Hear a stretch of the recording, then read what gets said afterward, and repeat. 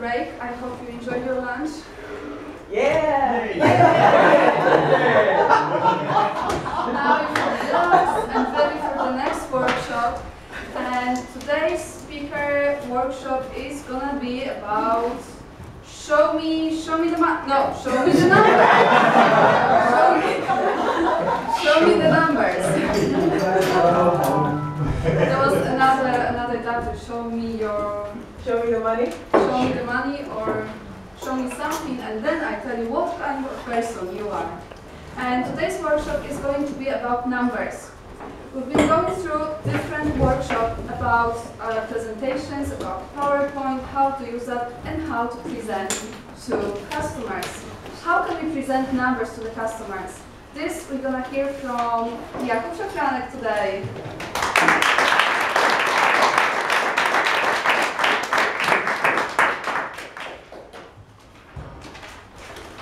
Wow, this is amazing.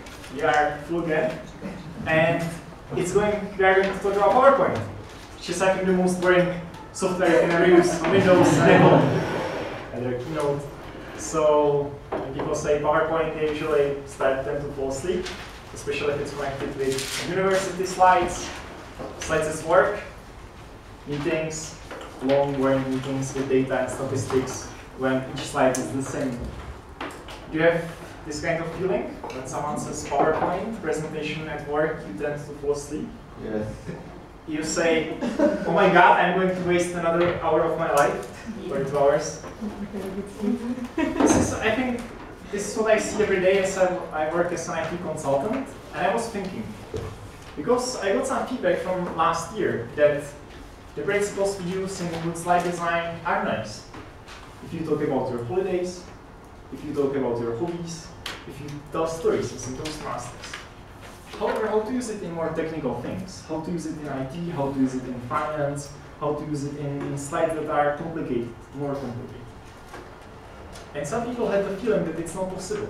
It's not possible to do an interesting slide connected with statistics. Oh my god, statistics. Or finance.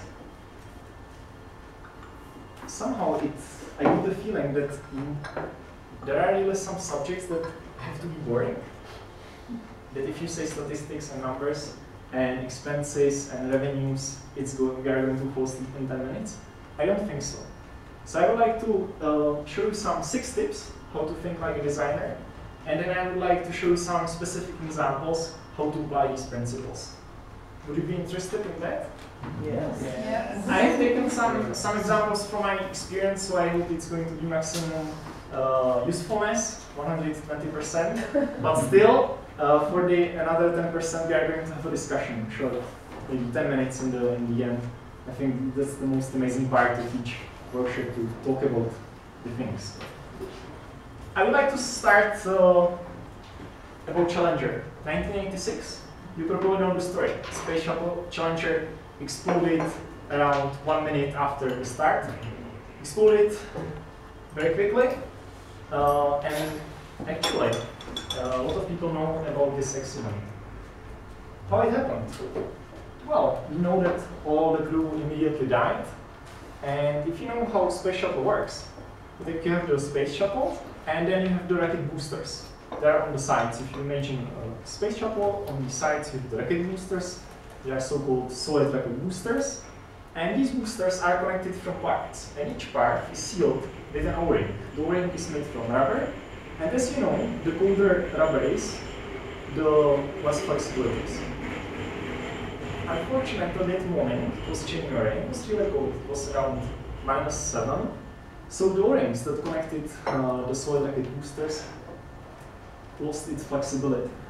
And when the space shuttle was going in the air, and the inner part started to get hot, it didn't expand, the O-rings didn't seal, and very quickly it started to leak and exploded. So these were the members of the crew, and they are all dead. The interesting part about this is that a lot of people knew about this situation. And actually NASA called Morton Thiokol, which was the company making these solid rocket boosters, if they should start. If they have the conversation, and I'm going to show you the slides which they used. This was the first slide Morton Tiokol used to persuade NASA that they should not start. You know, remember it's 1986, but still this slide quite sucks. But it's not so bad, I would say, as we usually see. However, if you look at the second slide, this is quite amazing. And you know, I don't know how much time I will have to give you to read this slide. I would say maybe a century, and still you don't get the main idea, as I told you before. The colder it gets, the less flexible the rings are. Can you see it somewhere here?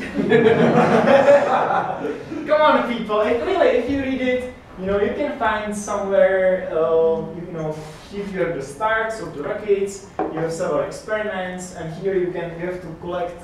You know, if you have 2 stars, it gets here. You can connect it and read it. Wonderful. Lot of data, a lot of interesting stuff. Because that's the stuff we are used to today. And we get real bored. Because this is usually, I would say, the what happens when we see these slides. And Morton Tiokol wasn't able to persuade NASA, and I would say one of the reasons is because of that.